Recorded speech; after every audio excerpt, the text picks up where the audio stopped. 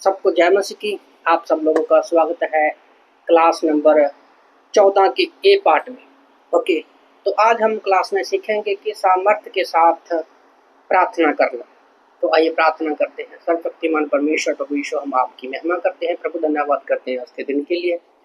प्रार्थना करते हैं पिता परमेश्वर, आप हमारी मदद करें, सहायता करें कि हम क्लास के माध्यम से प्रार्थना करना सीखें पिता परमेश्वर, और हम आपके वचन के अनुसार और पवित्र आत्मा की अगुवाई में प्रार्थना कर सके और आपकी उन अद्भुत बातों को देख सके पिता परमेश्वर, जिनको आज हम नहीं समझ पा रहे। प्रभु, जितने भी लोग बैठे हैं और जितने भी लोग यूट्यूब के माध्यम से, ऑनलाइन के माध्यम से देखेंगे, प्रभु आप उनको भी आशीष करें, समझने में सहायता करना, मदद करना। प्रार्थना प्रभु यीशु मसीह के जिंदा सामर्थ्य नाम से मांगते हैं, आमीन आमीन। ओके, तो मसीहियों के लिए प्रार्थना करना सीखना पूरे विश्व में इससे महत्वपूर्ण शिक्षा और कोई शिक्षा है ही नहीं है। बल्कि प्रार्थना करने के लिए प्रार्थना करना सीखना ही नहीं, बल्कि पवित्र आत्मा की अगुवाई में प्रार्थना करना, परमेश्वर के वचन और परमेश्वर की इच्छा के अनुसार प्रार्थना करना, प्रार्थना ऐसे करना कि उसका उत्तर मिले। ओके, तो कई मसीहियों का सबसे बड़ी असफलता का कारण यही होता है, प्रार्थना करना ना सीखना। मसीहियों के रूप में हमें एहसास होना चाहिए कि प्रार्थना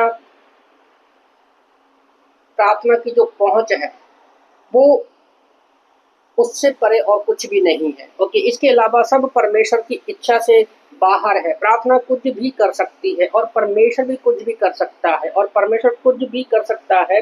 आपके जीवन में ऐसी कोई जरूरत नहीं जो उचित प्रार्थना उस आवश्यकता की आपूर्ति को पूरा न कर सके। ओके, पवित्र शास्त्र हमें कहता है यिर्मयाह की किताब अध्याय 33 वचन 2 और 3 में, यहोवा जो पृथ्वी का रचने वाला है, जो उसको स्थिर करता है, उसका नाम यहोवा है।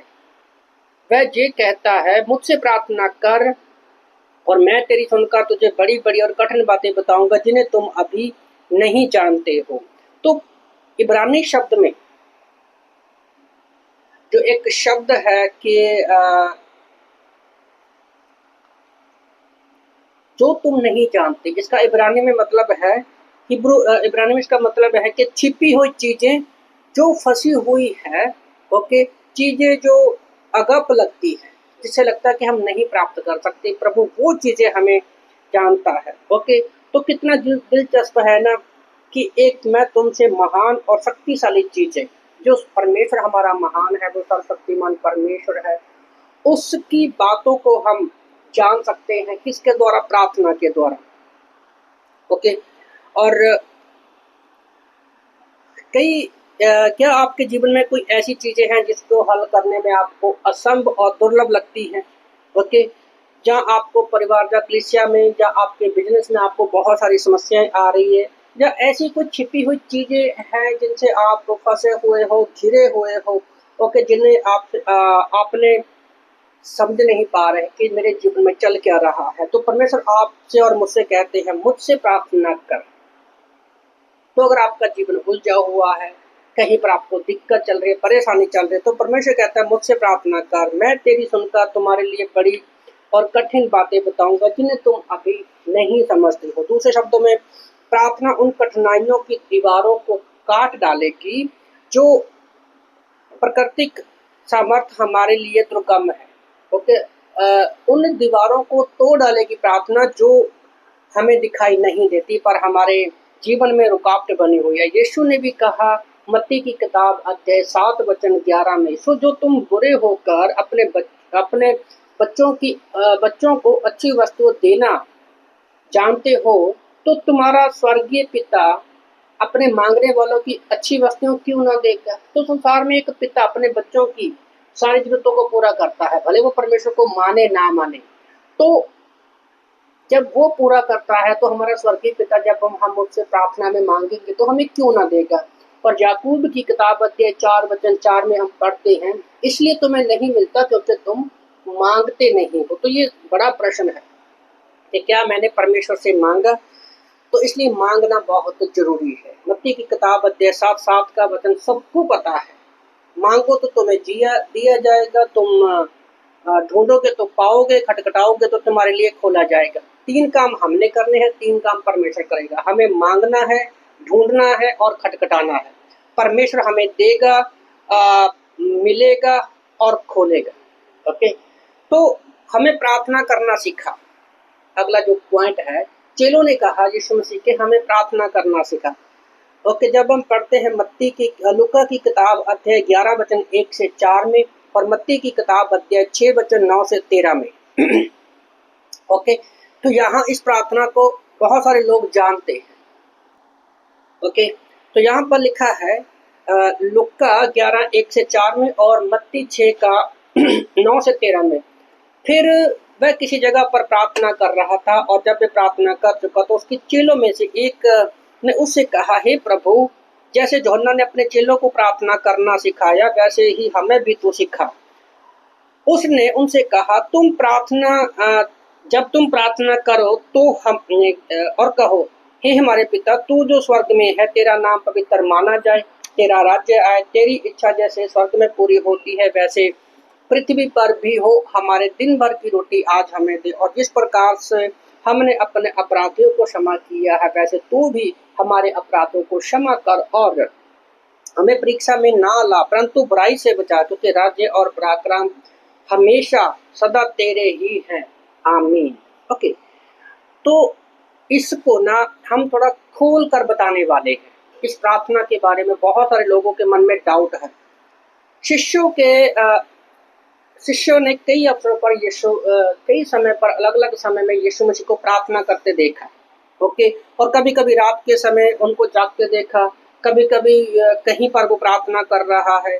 ठीक है, तो उसे वशिष्ठ चारों ओर से घिरने वाले पुरुषों ने थके हुए में से अनुपस्थित पाते थे। वह कभी अपने आप प्रार्थना कर रहा होता था कभी सुबह या रात में उसे प्रार्थना करते हुए देखा। तो यूहन्ना बपतिस्मा देने वाले ने भी अपने चेलों को प्रार्थना करना सिखाया था।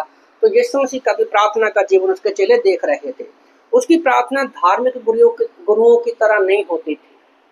याद रखो, आजकल लोग धार्मिक गुरु की तरह प्रार्थना नहीं होनी चाहिए। वो आमतौर एक किताब में अपनी प्रार्थनाएं पढ़ते थे। धार्मिक गुरु तो प्रार्थना में किताबों में लिखी हुई प्रार्थनाओं को पढ़ते थे। वे एक विधि और औपचारिकता के साथ प्रार्थना करते, एक कानून और नियम के अधीन वो प्रार्थना करते थे, वो धर्म गुरु। ओके, और ना तो उनको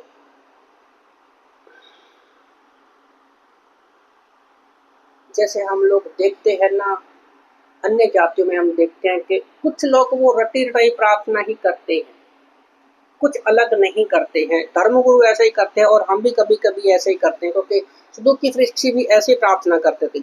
यीशु की प्रार्थना जब करते थे तो उसमें ना एक चीज देखने वाली थी। वो ऐसे प्रार्थना करता था जैसे बेटा अपने पिता से बातें कर रहा हो, ऐसे वो प्रार्थना करता था। तो जब हम प्रार्थना में बैठते हैं, हमारी भी मनसा यही होनी चाहिए जैसे बेटा अपने पिता से बातें कर रहा हो, क्योंकि प्रार्थना का मतलब ही वार्तालाप करना है। क्योंकि चेलों ने परमेश्वर के साथ इस तरह से घनिष्ठता की खोज की थी, लेकिन उनको नहीं पता था कि उसको कैसे इस संबंध को प्राप्त करना है। इसलिए उन्होंने अनुरोध किया यीशु को कि प्रभु हमें प्रार्थना करना सिखा। ओके, तो यीशु ने अपने चेलों को जवाब दिया, प्रभु की प्रार्थना कहा जाता है। ओके, प्रभु ने उनको जवाब दिया, जिसे आज बहुत से लोग कहते हैं कि प्रभु की प्रार्थना कहा जाता है, पर ये एक्चुअली में गलत है। ये प्रभु की प्रार्थना है ये नहीं कहना चाहिए, बल्कि हमें ये कहना चाहिए कि चेलों की प्रार्थना ये होना चाहिए, क्योंकि जो प्रार्थनाएं वास्तव में यीशु ने की थी वो कहीं और दर्ज की गई है। शायद यूहन्ना 17 में यीशु ने सबके लिए प्रार्थना की थी, वो एक्चुअल में यीशु की प्रार्थना है। इस प्रार्थना को हम प्रभु की प्रार्थना नहीं बल्कि चेलों की प्रार्थना कहना चाहिए। उसने हमें प्रार्थना उसके चेलों को दी ताकि हम इस तरह से प्रार्थना करनी चाहिए, उसका मार्गदर्शन किया। तो यीशु मसीह ने यहाँ पर जब हमने प्रार्थना पढ़ी कि हे पिता, तू जो स्वर्ग में, तेरा नाम पवित्र माना जाए, तेरा राज्य आए, तेरी इच्छा जो स्वर्ग में पूरी होती धरती पर पूरी हो। तो ये प्रार्थना का परमेश्वर ने एक पैटर्न दिया, एक क्रम दिया कि आपको प्रार्थना कैसे करनी है, बल्कि ये नहीं कहा कि यही प्रार्थना करनी है। ओके, हम इस प्रार्थना के बारे में एक महत्वपूर्ण बात बताना चाहता हूँ कि अब कि यीशु ने अपने शिष्य को ये प्रार्थना करने के लिए कभी नहीं बताया। आज उसने बताया कि इस तरह से प्रार्थना करो। अगर बाइबल को ध्यान से पढ़े तो वहां पर लिखा है कि इस तरह से प्रार्थना करो। वह एक अनुष्ठान के रूप में निरंतर दोहराए जाने वाली प्रार्थना नहीं है। आज बहुत सारे चर्चेस में, पारंपरिक कलीसियाओं में एक पादरी या पास्टर ऐसे कहेंगे, आइए हम सब खड़े होकर प्रभु की प्रार्थना करते हैं। मैं भी कई सारी कभी कभी अलग अलग चर्च में जाने का मौका मिलता है, ऑनलाइन भी प्रचार करने का मौका मिलता है, जब उनमें ज्वाइन होने का मौका मिलता है, तो ज़्यादातर लोग ये प्रार्थना करते हैं कि आइए हम प्रभु की दी हुई प्रार्थना करते हैं। उन्होंने प्रभु की प्रार्थना का एक समझना एक रीति रिवाज बना दिया है, जो कि सरासर गलत है। वास्तव में यीशु हमें ऐसा कुछ करने के लिए कभी भी नहीं कहा है कि उसने हमें ये प्रार्थना करने के लिए दी है। उसने स्वयं एक बार सिखाया कि प्रार्थना करते समय अन्य जातियों की नाई बक बक ना करो, क्योंकि वे समझते हैं कि उनके अधिक बोलने से उनकी सुनी जाएगी। लोगों को लगता है कि हम लोग कंटिन्यू ये जो प्रार्थना करेंगे तो परमेश्वर हमारी सुनेगा, पर यीशु मसीह कभी ऐसा नहीं चाहते कि हम इस तरह से प्रार्थना करें। यीशु ने स्वयं हमें इस प्रार्थना का अनुष्ठान करने के लिए कहा। तो मैं व्यक्तिगत रूप से विश्वास करता हूं कि यीशु ने हमें ये प्रार्थना एक अच्छी मार्गदर्शन के रूप में दी है, एक रास्ता बताया है कि हमें प्रार्थना कैसे करनी है, ताकि हमारी प्रार्थनाओं की रूपरेखा, सामग्री और दिशा एक सामान्य होनी चाहिए। क्योंकि उसने कहा जब आप प्रार्थना करते हो तो इस तरीके से प्रार्थना किया करो। ओके, सबसे पहले महत्वपूर्ण निर्देश जिन्हें यीशु ने प्रार्थना करते हुए हमें याद रखने के लिए कहा, ये तो यीशु चाहता है। ओके, तो यहाँ पर अभी हम लोग कुछ पॉइंट है। पहला पॉइंट क्या है कि जब हम प्रार्थना में बैठते हैं, इस प्रार्थना को जो रियल मीनिंग है, ओके, तो सबसे पहले हमारा जब हम प्रार्थना करते हैं, पहला पॉइंट हमेशा याद रखो कि परमेश्वर की व्यक्तिगत उपस्थिति पर अपना मन लगाना। परमेश्वर की व्यक्तिगत उपस्थिति पर अपना मन लगाना, ये पॉइंट है कि जब हम प्रार्थना में बैठे, हमारा मन में ये होना चाहिए कि हम परमेश्वर की उपस्थिति में हैं। जैसे यीशु मसीह ने मत्ती 6:9 में कहा, हमारे स्वर्गीय पिता, तेरा नाम पवित्र माना जाए। ओके, पहली बार ये यीशु चाहते हैं कि जब आप प्रार्थना शुरू करते हैं तो आप पिता की व्यक्तिगत उपस्थिति को पहचान लें। ओके, इस लाइन का मतलब है कि सबसे पहले हम पिता की जो व्यक्तिगत उपस्थिति है उसको हम लोग पहचानें।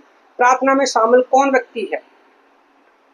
जब प्रार्थना में शामिल व्यक्ति कौन है? दो जन है, पिता है और बेटा है।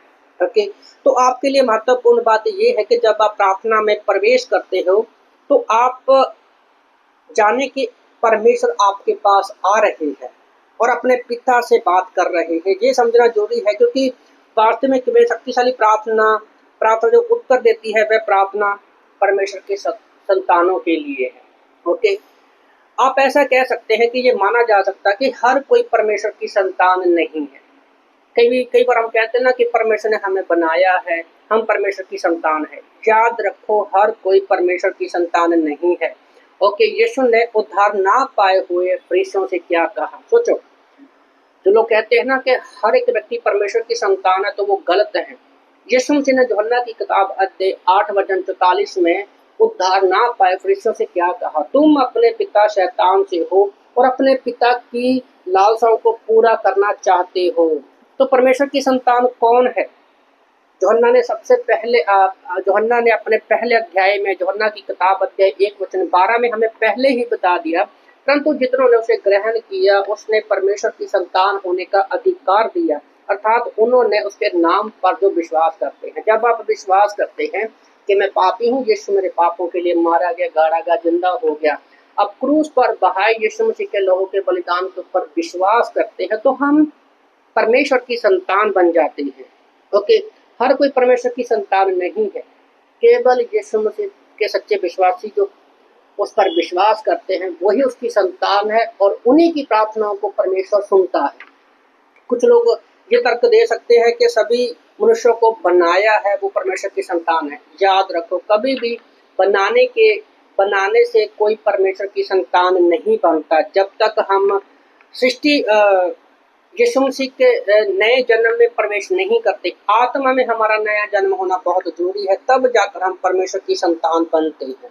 यदि आप चाहते हैं कि आपकी प्रार्थनाओं का उत्तर दिया जाए, तो आप प्रार्थनाओं को शक्तिशाली बनाना चाहते हैं, तो पहली बात ये होनी चाहिए कि आपको यीशु मसीह को अपना व्यक्तिगत उद्धारकर्ता के रूप में ग्रहण करना चाहिए। ओके, तो अब तक अगर आपने यीशु मसीह को अपना व्यक्तिगत उद्धारकर्ता के रूप में ग्रहण नहीं किया है, तो अपनी आंखों को बंद करें और अपने मन में उन सारे पापों को याद करें जो भी आपने जाने अनजाने में किए हैं, और आप एक छोटी सी प्रार्थना अपने मन में कर सकते हैं। कह सकते हैं, प्रभु यीशु, मैं पापी हूँ, मैं अपने सारे पापों को मानता हूँ और विश्वास करता हूँ कि आप मेरे गुनाहों के लिए इस धरती पर आए, क्रूस पर मारे गए और 3 दिन के बाद मुर्दों में से जिंदा हो गए। आप मेरे उद्धार करता हो, आप मेरे प्रभु। प्रार्थना यीशु मसीह के नाम से मांगते हैं, आमीन आमीन। ओके, तो जब आप ऐसा करते तो आप परमेश्वर की संतान बन जाते हैं। ओके, और आपके लिए पिता परमेश्वर का रिश्ता बन जाएगा और आपके लिए प्रार्थना करना आसान हो जाएगा। जब हम पढ़ते हैं गलातियों की किताब अध्याय 4 वचन 6 और 7 में कि आप ये यकीन से कह सकते हैं कि आप परमेश्वर ने आपको संतान के रूप में अपनाया है, क्योंकि परमेश्वर ने अपने पुत्र का आत्मा हमारे हृदयों में, जो हे अब्बा, अरामी भाषा में पिता कहकर पुकारने के लिए भेजा है। क्या ये परमेश्वर के साथ घनिष्ठता वार्ता का विशेष अधिकार नहीं है कि आप अब दास नहीं लेकिन उसकी संतान हैं? याद रखो, जब तक हम यीशु पर विश्वास नहीं करेंगे तो हम शैतान के चंगुल में उसके दास हैं। पर जैसे ही आप यीशु मसीह को अपना व्यक्तिगत उद्धारकर्ता मानते हो, तो आप परमेश्वर की संतान बन जाते हो। ओके, और आत्मा, पवित्र आत्मा हे अब्बा कहकर पुकारता है और हमारे हृदय में भेजता है, और हम फिर यीशु मसीह को एक पिता के रूप में देखते हैं। ओके, तो यहाँ पर पास्टर एक ऐसी स्त्री की गवाही के बारे में बता रहे हैं, वो शायद जो पाकिस्तान से थी। तो उस लेडी का नाम है बिल्किस शेख। बिल्किस शेख ने अपनी एक जीवनी में लिखा, एक किताब है उनकी, आई टू कॉल हिम फादर, मैं उसे हिम्मत से पिता पुकारती हूँ। आई, ये हिंदी में लिखा शब्द तो समझ में नहीं आ रहे। I tree are to call him father. Okay, notes आपको मिल जाएंगे, वहां पर लिखा हुआ। तो वो, उसका जन्म एक मुस्लिम परिवार में हुआ था और उसके पति एक पाकिस्तान में कोई मंत्री थे। ओके, तो एक्चुअल में वो आत्मिक सच्चाई की तलाश कर रही थी। एक दिन उसने अपने साथ में काम करने वाली एक लेडी से कहा कि मुझे एक मसीही बाइबल ला कर दीजिए। तो कभी वह दोनों, वो कुरान भी पढ़ती और बाइबल भी पढ़ती। तो एक दिन उसने एक मसीही कार्यकर्ता से पूछा, मैं आपके विश्वास के बारे में कुछ उलझन में हूँ, ऐसा लगता है कि परमेश्वर कितना निजी है। जिस पर महिला ने उत्तर दिया, तुम परमेश्वर से ऐसे बात क्यों नहीं करती जैसे तुम्हारा पिता है। क्योंकि आजकल जो लोग परमेश्वर से बात करते हैं, भगवान से बात करते हैं, गॉड, लॉर्ड, अल्लाह, जिससे बात करते हैं, तो उनके मन में एक डर बैठाया हुआ है कि हम उसके सामने खड़े नहीं हो सकते और हम उसके पास बड़े डर डर के साथ जाते हैं। ओके, कुरान में भी हम लोगों ने बताया था, एक अगर आपने क्लास किया है, कि सारी चीजें अलग अलग हैं, सबकी सोच अलग अलग है। हमें लगता है कि सारे धर्म एक है, ऐसा नहीं है। हमने क्लास में बताया था, वो क्लास थी जहाँ पर क्वेश्चन आंसरों की क्लास थी। ये क्लास में आप जाकर उस क्लास को देख सकते हैं, जहाँ पर आपको पता चलेगा। ओके, क्लास नंबर 6 और 7 में आप उनको देख सकते हैं, वहाँ पर सवाल जवाब है। तो उसकी जो कुलीग थी, उसने बताया कि आप ऐसे प्रार्थना क्यों नहीं करते जैसे आप पिता से प्रार्थना करते। तो वो क्या करते, रात को घुटनों पर जाती है और परमेश्वर के सामने उसको पिता कहने से डरती है, क्योंकि वो डरती है कि मैं ऐसे नहीं प्रार्थना कर सकती। तो क्या हुआ, उसने प्रार्थना करना छोड़ दिया और वो जाकर लेट गई। तो जैसे ही वो लेटी, तो उसको अचानक, उसने परमेश्वर को, पूरा कमरा खाली नहीं था, उसको लगा कि यहाँ पर परमेश्वर की उपस्थिति को उसने महसूस किया और उसको लगा कि जैसे पिता उसके सिर के ऊपर हाथ रखा हुआ है और उसने अपने सिर को पिता की गोद में रखा। उसने इस चीजों को महसूस किया और एक वो चुपचाप थी और एक तरह से परमेश्वर के प्रेम में तैर रही थी। कितनी अद्भुत बात है कि जहाँ वो परमेश्वर की उपस्थिति में जाने से डर रही थी, पर अभी वो पिता के प्रेम में डर रही थी। कुछ समय के बाद वह बिस्तर पर पहुंच के उसने बाइबल और कुरान को रखा हुआ देखा। जब इस सारी चीज़ों के बाद वो बिस्तर पर गई तो उसने कुरान और बाइबल दोनों रखी हुई थी। तो उन दोनों को किताबों को अपने हाथ में उठाया और दुचित्ती में पड़ गया, मैं कुरान को उठाऊं या बाइबल को उठाऊं। तो उसने कहा कि मुझे एहसास दिलाओ कि मुझे पिता के रूप में मिलेंगे, किस किताब से मुझे पिता के रूप में मिलेंगे, कुरान से या बाइबल से, क्योंकि वो दो चित्ती में थी। हम भी कभी कभी ऐसी उलझन में आ सकती है। तो वह तुरंत जान गई कि उसका जवाब मिल गया है। उसने एहसास हुआ कि बाइबल ही उसकी पुस्तक थी। ये उसने अपने हाथों में बाइबल को उठा लिया। तो कितनी अद्भुत गवाही है कि जब आप प्रार्थना करते हो तो आपके दिल में प्रार्थना करें और अपने स्वर्गीय पिता पर अपना पूरा ध्यान केंद्रित करें। यदि आप परमेश्वर के परिवार में पैदा हुए हैं तो आप अपने पिता से एक प्यारे पुत्र की तरह, ओके, जब आप प्रार्थना करते हैं तो आप अपने स्वर्गीय पिता के पैरों पर बैठकर उसकी पिता के पैरों पर बैठे या उसकी गोद में बैठे, कोई फर्क नहीं पड़ता। ओके, तो आप प्रार्थना करें, या तो आप अपने पिता के पैरों में बैठे हैं या उसकी गोद में बैठे हैं। कल्पना कर सकते हैं अपने हाथों को उसके गले में आसपास रखकर, जैसे एक छोटा बच्चा अपने पिता को गले से लिपटता है। ओके, ऐसा आप महसूस करें। जब आप अपने पिता के साथ करेंगे तो कोई भी संसार के पिता से बात कर सकता है। हाँ, हमारे जो नेचुरल माता पिता है, संसार के माता पिता है, छोटा बच्चा अपने मम्मी पापा के पिता उनके गले लग के उनसे बात करता है। तो जब आप प्रार्थना करते हैं अपने स्वर्गीय पिता के साथ भी ऐसे ही बात कर सकते हैं। और आपको परमेश्वर से बात करने के लिए औपचार का पुराने राजा जेम्स संस्कार अंग्रेजी का, ओके, तो सोचो ना, अगर आप अपने पिता के साथ तो वैसे बात नहीं करते जैसे आपको करना चाहिए। सोचो अगर आप अपने पिता को कहें, जय हो हमारे आदरणीय पिता, कहकर पुकारें, और आपको कैसा लगेगा। जब आप काम से घर आते हो, आपका बेटा आपको कहे जय हो हमारे आदरणीय पिता, तो आपको कैसा लगा। आप अपने काम से वापस आते हो और आपका ऐसे स्वागत होता है। क्या आप अपने बेटे से कुछ पैसे क्या आप अपने बेटे को, आपका बेटा कहे, क्या मेरे आदरणीय पिता आपका बहुत बहुत धन्यवाद, आपने मेरे जीवन में निवेश किया है। क्या पिताजी आप क्या मुझे कुछ पैसे दे सकते हैं, क्योंकि मुझे स्कूल के लिए कल वर्दी लेनी है। तो बड़ा ऊट पटांग सा लगेगा।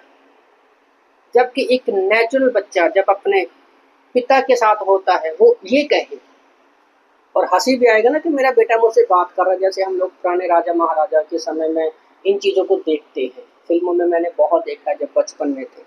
तो इसके अधिकतर संभावना ये है, जब आप घर में आते हैं काम पर बच्चों से, आपका बेटा आपको गले लगता है और उसे खुशी होती है कि पापा आप काम से आ गए, मुझे कुछ पैसे चाहिए कि मुझे स्कूल की वर्दी खरीदनी है। तो दोनों में कितना डिफरेंट है।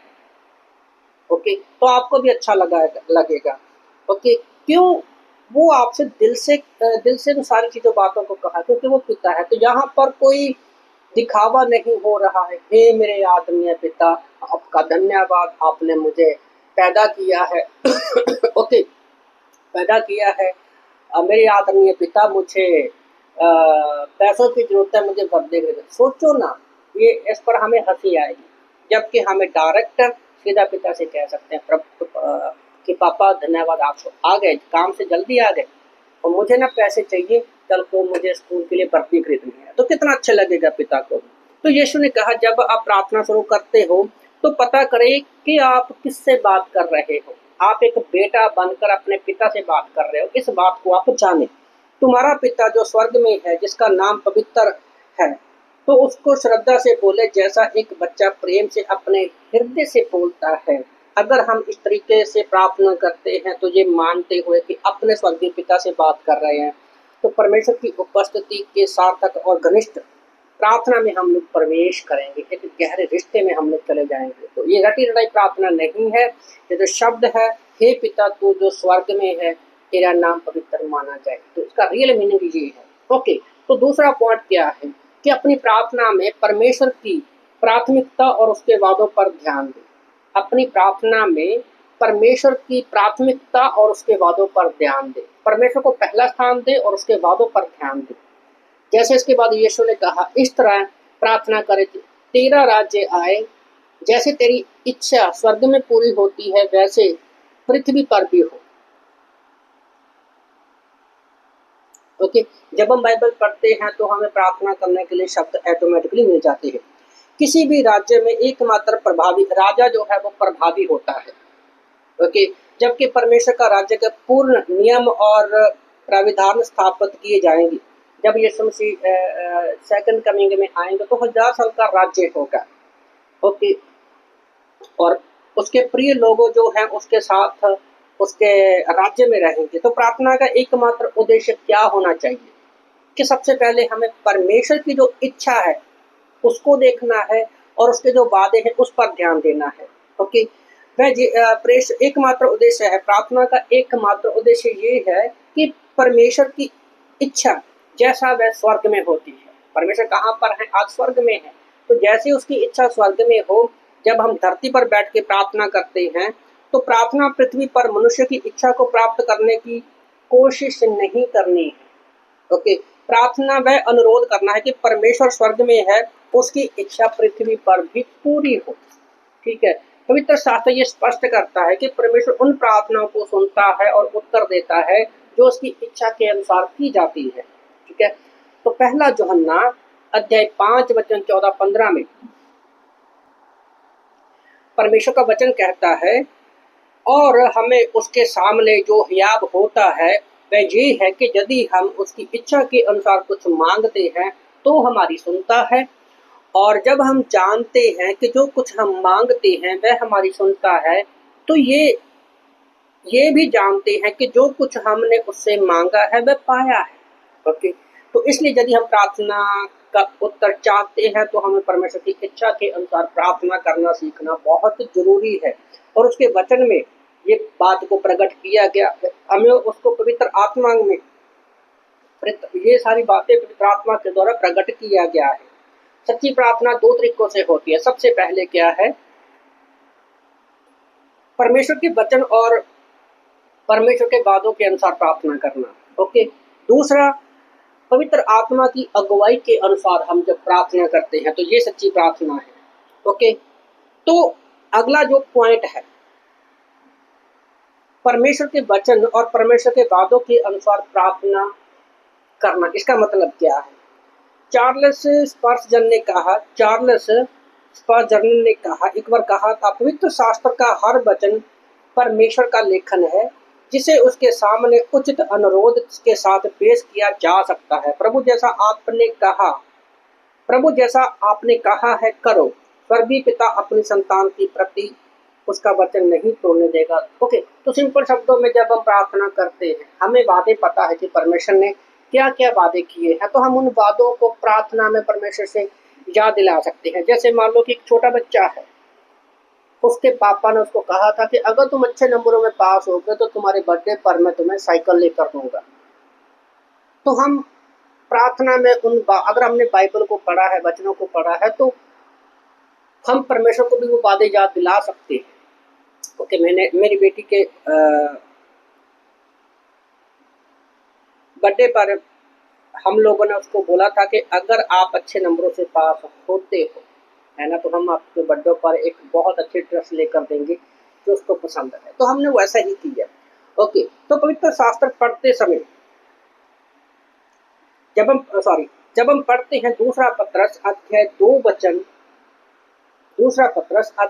1 वचन 4 में परमेश्वर का वचन कहता है कि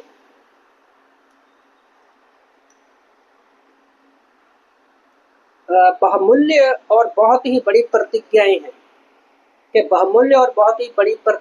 हैं तो सावधानी पूर्वक अध्ययन करने से जो कुछ एक बाइबल कॉलेज के छात्रों ने बड़ी मुश्किल के साथ, मेहनत के साथ बताया कि 8000 से ज्यादा अधिक वादे जो है बाइबल में परमेश्वर ने हमारे साथ किए हैं। ओके, तो जब हम पवित्र शास्त्र को पढ़ते हैं हमें ये पता करने के लिए हमेशा तैयार रहना चाहिए, सतर्क रहना चाहिए कि परमेश्वर ने क्या करने का वादा किया है। फिर हमें उसके वचन को पकड़ना चाहिए। ओके, उसके बाद हम शांति, मार्गदर्शन, ज्ञान, संस्कार, शक्ति, उद्धार, उपचार, खुशी और अन्य सैकड़ों आशीषों की खोज करनी चाहिए। तो ये सारी चीज़ें तब होंगी अगर हम बाइबल पढ़ते हैं। क्या मेरा जीवन ऐसा तो नहीं है कि मैं सिर्फ चर्च में जाता हूँ, उसी समय मैं बाइबल पढ़ता हूँ, प्रार्थना करता हूँ, एक अद्भुत तरीके से परमेश्वर मुझसे बात करेगा। जैसे पिछली क्लास में भी हमने देखा था कि हम कल्पनाएं करना शुरू कर देते हैं। नहीं, तो सबसे पहले हम अगर प्रार्थना करना जरूरी है हर रोज, और बाइबल के वचन को भी पढ़ना हर रोज जरूरी है, ताकि जब हम वचनों को पढ़े तो परमेश्वर ने जो वादे हमसे किए हैं हम उनको जान सकें। ओके, और प्रार्थना के द्वारा विश्वासी अपने स्वयं के अनुभव से परमेश्वर के वादों को वास्तविकता में बदल सकता है। इसलिए एक मसीही को उत्साह और शक्ति के साथ प्रार्थना करना चाहिए। उसे परमेश्वर के वादों के बारे में पता होना चाहिए कि बाइबल में हैं ये सारी चीजें। ओके, तो इसलिए जब हम अपने वचनों में से एक के साथ वचनों से भरकर परमेश्वर के साथ आते हैं, तो हम अति आत्मविश्वास के साथ ऐसा कर सकते हैं, क्योंकि मैंने बाइबल पढ़ा है, मुझे पता है कि परमेश्वर ने मुझसे क्या क्या वादे किए गए हैं। पास्टर ने एक बार बताया था कि जब हम वचन पढ़ते हैं तो में से एक चीज हो सकती है, जहाँ तो उसमें कोई आज्ञा होगी, जहाँ उसमें कोई आशीष होगी। अगर आज्ञा है तो वो हमें करनी है, अगर आशीष है तो वो परमेश्वर के ऊपर छोड़ देना है। ओके, तो जब हम पढ़ते हैं रोमन की किताब अध्याय 4 वचन 20 और 21 में, रोमी चैप्टर 4 वर्स 20 वर्स 21 में, कि हम अब्राहम के अटल भरोसे में परमेश्वर के वादे को बांट सकते हैं, जिसके बारे में ये कहा गया कि ना अविश्वासी होकर परमेश्वर की प्रतिज्ञा पर संदेह किया, पर विश्वास में दृढ़ होकर परमेश्वर की महिमा की और निश्चय जाना कि जिस बात की उसने प्रतिज्ञा की उसे पूरा करने में वह सामर्थी है। तो अब्राहम विश्वास का पिता कैसे बना? परमेश्वर ने उसको कहा था कि तेरे द्वारा एक बेटा पैदा होगा और उसके द्वारा तेरा वंश चलेगा। तो बुढ़ापे में परमेश्वर ने उस वादे को पूरा किया और वो विश्वास का पिता बना। तो इस तरह से उस वादे को उसने याद रखा। हम किसी भी विषय पर परमेश्वर की इच्छा के अनुसार प्रार्थना करना सीख सकते हैं। ठीक है, कुछ चीजें स्पष्ट रूप से परमेश्वर की इच्छा के अनुसार हमें नहीं कही गई हैं। उदाहरण के लिए जैसे बाइबल कहती है कि प्रभु अपनी प्रतिज्ञा के विषय में देरी नहीं करता, जैसी देर लोग समझते हैं, पर तुम्हारे विषय में धीरज धरता है। वह नहीं चाहता कि कोई नाश हो, वरना सबके मन फिर आपका अवसर मिले। दूसरा पत्रस अध्याय 3 वचन 19 में हम पढ़ते हैं। इसलिए धरती के दूर के हिस्सों में भी खोए हुए लोगों के लिए प्रार्थना करना एक परमेश्वर की इच्छा है। परमेश्वर ऐसी प्रार्थना का जवाब देना पसंद करता है। जब हम खोए हुए लोगों के लिए प्रार्थना करते हैं तो परमेश्वर ऐसी प्रार्थना का उत्तर देना ज्यादा पसंद करता है। बाइबल कहती है, दूसरा पॉइंट है, बाइबल कहती है कि जब एक व्यक्ति उद्धार पाता है तो परमेश्वर इच्छा करता है कि वह एक विश्वास योग्य चेला बने और एक पवित्र और शुद्ध जीवन को जिए। क्योंकि जैसे पहला थेसलोनी 4:23 कहता है, क्योंकि परमेश्वर की इच्छा यह है कि तुम पवित्र बनो, अर्थात व्यभिचार से, स्त्रीबाजी से और बुरी चीजों से आप लोग बचो। एक और पॉइंट वो बताते हैं पास्टर, बाइबल हमें बताती है कि उसकी कलीसिया में एकता रखना वह परमेश्वर की इच्छा है। कलीसिया में एकता रखना परमेश्वर की इच्छा है। अफिसियों की किताब अध्याय 4 वचन 3-4 में हमें और मेल के बंधन में आत्मा की एकता रखने का यत्न करना चाहिए। ओके, एक ही देह है और एक ही आत्मा है, जैसे तुम जो बुलाए गए हैं अपने बुलाए जाने में से एक ही आशा है। ओके, तो जबकि हम जानते हैं कि कुछ चीजें परमेश्वर की इच्छा है, अन्य बातों में हमें पवित्र आत्मा द्वारा उसको खोजना चाहिए। यही कारण है कि विश्वास को अपने जो उसकी प्रार्थना में पवित्र आत्मा की अगुवाई की आवश्यकता है। कई बार होता है ना कि हम प्रार्थना में अपनी बातों को बोलते रहते हैं और परमेश्वर की प्राथमिकता ऐसा क्या है, इच्छा क्या है। जैसे स्टार्टिंग में हमने पढ़ा था कि तेरा राज्य आए, जैसी अच्छी तरह स्वर्ग में पूरी होती है धरती पर भी हो। तो सबसे पहले हमें परमेश्वर की इच्छा क्या है उसको प्राथमिकता देनी है। जैसे अभी हम लोगों ने 3 चीजें पढ़ी कि परमेश्वर चाहता है कि हम पवित्र जीवन जिए, खोए हुए लोगों को बचाया जाए और कलीसिया में हम एकता रखें। क्या हम अपनी प्रार्थना में सबसे पहले ये मांगते हैं? ये बहुत जरूरी है।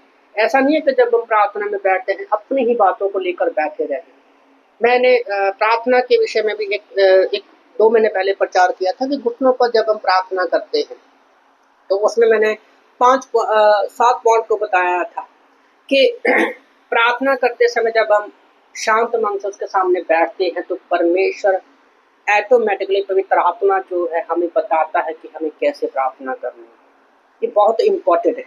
ओके, और यही चीज आजकल मैं चर्च में भी बता रहा हूँ कि पहले आप शांत मन से बैठो और परमेश्वर का पवित्र आत्मा आपको बताएगा कि कहाँ से प्रार्थना शुरू करनी है। ओके, तो पवित्र आत्मा की अगुवाई के अनुसार प्रार्थना करना।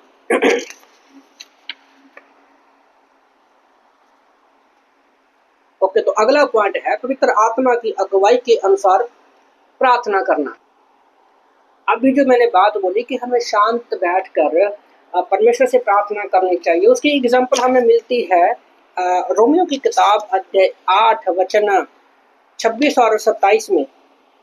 ओके, तो याद रखो प्रार्थना के मामले में हमें पवित्र आत्मा के मार्गदर्शन की तलाश करनी चाहिए। रोमन की किताब अध्याय 8 वचन 26 कहता है, इस रीति से आत्मा भी हमारी दुर्बलता में हमारी सहायता करता है, क्योंकि हम नहीं जानते कि प्रार्थना किस रीति से करनी है, परंतु आत्मा आप ही ऐसी आहें भर भर कर जो बयान से बाहर है हमारे लिए विनती करता है। और मनो को जांचने वाला जानता है कि आत्मा की मनसा क्या है, क्योंकि वह पवित्र लोगों के लिए परमेश्वर की इच्छा के अनुसार विनती करता है। बहुत से विश्वासी जब उन्हें किसी के लिए प्रार्थना करने के लिए कहा जाता है तो वो सिर्फ अपनी आंखें बंद करते हैं और इस अवसर पर औपचारिक या विनम्र प्रार्थना करते हैं। ओके, हालांकि सच्ची प्रार्थना हमेशा पवित्र आत्मा के अभिषेक और मार्गदर्शन के तहत की जाती है। जैसे मैंने बोला, कभी कभी हमारे चर्च में जब उनको मैं प्रार्थना करने के लिए बोलता था तो सडनली स्टार्ट हो जाती है सबके लिए प्रार्थना करना, तो जैसे वो रटी टाइप बातें वही बोलते रहते हैं। ऐसा नहीं है। जब हम पढ़ते हैं अफिसियों की किताब अध्याय 6 वचन 18 में कि हर समय हर प्रकार से आत्मा में प्रार्थना और विनती करते रहो।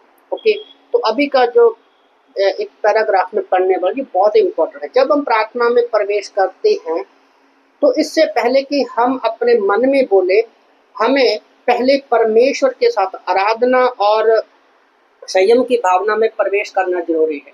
प्रार्थना में जाने से पहले हम एक आराधना का गीत गा सकते हैं, 1 या 2 गीत गा सकते हैं। और आराधना का गीत जब हम गाते हैं ना, तो एक आपका जो गाना है वो शांत होना चाहिए, बिना किसी म्यूजिक के, बिना किसी ढिंचक के।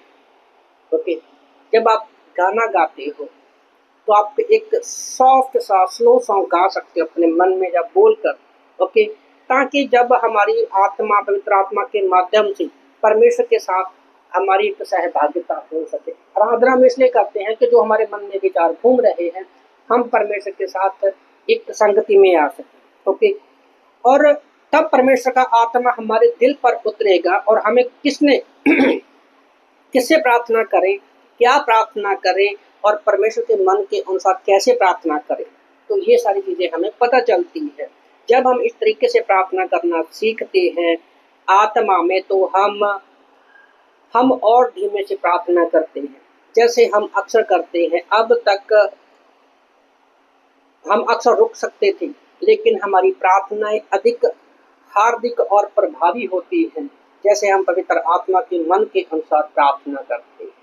तो ये चीज बहुत जरूरी है कि कुछ समय के लिए आप शांत रहो, सुनो, परमेश्वर को बोलने दो, पवित्र आत्मा को बोलने दो कि कैसे प्रार्थना करनी है। ओके, तो अगला पॉइंट क्या है, जब परमेश्वर की इच्छा हमारी इच्छा बन जाएगी। ओके, क्या होगा जब परमेश्वर की इच्छा हमारी इच्छा बन जाएगी। अभी एक सचन एक पैटर्न बना हुआ है, पहले हम परमेश्वर की इच्छा को जाना। ओके, फिर पिता के जैसे हम परमेश्वर के पास आए, फिर पहले परमेश्वर की इच्छा को जाना, फिर पवित्र आत्मा की अगुवाई मांगी और शांति से बैठे। अब पवित्र आत्मा के साथ जब हम प्रार्थना करते तो एक रिश्ता बन गया है। तो एक पॉइंट है अगला, जब परमेश्वर की इच्छा हमारी इच्छा बन जाती तब क्या होता है। जब हम परमेश्वर के वचन के उसके वादों के अनुसार प्रार्थना करना सीखते हैं और पवित्र आत्मा की अगुवाई प्राप्त करते हैं, तो जो कुछ हम चाहते हैं वो परमेश्वर से मांग सकते हैं, क्योंकि अब हमें पता चल जाएगा कि परमेश्वर की इच्छा अब हमारी इच्छा बन गई है। ओके, तो यीशु ने कहा, यदि तुम मुझसे मुझ में बने रहो और मेरी बातें तुम में बनी रहे तो जो चाहो मांगो वह तुम्हारे लिए हो जाएगा। यूहन्ना की किताब अध्याय 15 वचन 17 में बने रहने का अर्थ है यीशु पर जो है आश्चर्य होना, कि यीशु पर निर्भर होना। बने रहने का मतलब है हम अपने ऊपर नहीं, अब हम परमेश्वर के ऊपर, यीशु मसीह के ऊपर निर्भर है। इसका ये भी अर्थ है कि हमें रोजाना परमेश्वर का वचन पढ़ना जरूरी है। यूहन्ना की किताब अध्याय 1 वचन 1 के अनुसार क्या है, यीशु मसीह वचन है, उसके वादों को, सिद्धांतों को हमारे हृदय में आगे बढ़ने की हम इजाजत देनी है। पवित्र आत्मा हमें दिखाएगा कि कैसे प्रार्थना करनी है और किन बातों के लिए हमें प्रार्थना करनी है, ताकि हमारी प्रार्थनाएं जो हैं परमेश्वर की इच्छा के अनुरूप हो। ओके, तो हमारे अंदर पवित्र आत्मा प्रार्थना करने में हमारी मदद करता है। हम पुत्र के नाम पर पवित्र आत्मा की अगुवाई के द्वारा पिता से जो प्रार्थना करते हैं, अगर हम परमेश्वर के आत्मा के प्रति अपने आप को समर्पण करते हैं और अपने अंदर मसीह के वचनों को पालन करते हैं, तो मसीह हमारे अंदर आएगा। इसलिए जब हम इच्छा रखते हैं जब हम इच्छा रखते हुए उनके लिए प्रार्थना करते हैं, क्योंकि अजीब और आश्चर्यजनक है कि हम वो चाहते हैं, वह चाहेगा, क्योंकि हमारे पास अब मसीह का मन है। जब हम प्रार्थना में एक साथ हो जाते हैं तो फिर हमारा मन नहीं रहता, मसीह का मन बन जाता है। जब हम प्रार्थना करते हैं तो मसीह के विचारों के अनुसार सोचते हैं। ओके, जैसे ये अध्याय सबसे एक सुगंधित आयतों में से अलग है। जैसे जब आप कभी प्रार्थना के बारे में जान सकते हैं, जैसे लिखा है कि जो प्रार्थना स्वर्ग में जाती है तो वह स्वर्ग से शुरू भी होती है। हम जो करते हैं कि हम प्रार्थना में हमारे हृदय और अधिकार का प्रयोग उसको बंद करते हैं। परमेश्वर हमारे हृदय में प्रार्थना करने के लिए कुछ डालते हैं, तो हम उनके लिए प्रार्थना करते हैं और वह वापस स्वर्ग में चला जाता है। ओके, तो प्रार्थना पवित्र आत्मा का पिता के हृदय के मन की इच्छा को प्राप्त करना है और फिर हमारे दिल में इस इच्छा को डालना है कि उसे स्वर्ग में वापस यीशु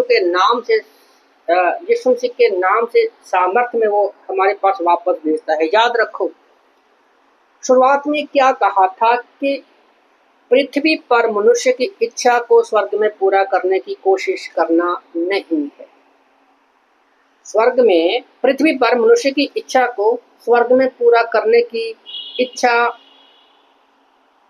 कोशिश करनी नहीं है। प्रार्थना एक अनुरोध कर रही है कि स्वर्ग में परमेश्वर की इच्छा को पूरा करना है। तो धरती पर बैठकर हम स्वर्ग में अपनी इच्छा को पूरा नहीं कर सकते, बल्कि धरती पर रहते हुए हमें परमेश्वर को अपने जीवन में जो उसकी इच्छा क्या है वो करनी चाहिए। ओके, तो यीशु ने प्रार्थना करने के लिए कहा कि परमेश्वर का राज्य आए और उसकी इच्छा स्वर्ग में पूरी होती है जैसे पृथ्वी पर भी पूरी हो, ताकि परमेश्वर की इच्छा हमारी कलीसिया में, हमारे देश में, हमारे विश्व के अगुओं में सबसे पहली होगी। इसके अलावा परमेश्वर की इच्छा प्रकट होगी हमारे निजी जीवन में, हमारे परिवार में, हमारे दोस्तों में, हमारे हाथों में, हमारे पैसों में, हमारे व्यवसाय में, हमारी संपत्ति में और हमारी योजनाओं के माध्यम से पूरी होगी। ओके, तो सबसे पहले जब हम प्रार्थना करते हैं तो परमेश्वर की इच्छा क्या है वो हमें जानना है। ओके, तो हम इस क्लास को यहीं पर बंद करते हैं। मिलते हैं 5 मिनट के बाद, ब्रेक लेते हैं और फिर हम अगले तीसरे पॉइंट में जाएंगे। ओके, तो प्रभु धन्यवाद करते समय के लिए। धन्यवाद प्रभु, इस क्लास के माध्यम से आपने हमसे बात किया है। धन्यवाद करते हैं प्रभु कि इस तरह से आप हमसे बातें करना। अगली क्लास के लिए भी प्रार्थना करते हैं कि हम कंटिन्यू कर सके प्रभु और प्रार्थना की सामर्थ्य को जान सके। प्रार्थना प्रभु यीशु के नाम से मांगते हैं, आमीन आमीन।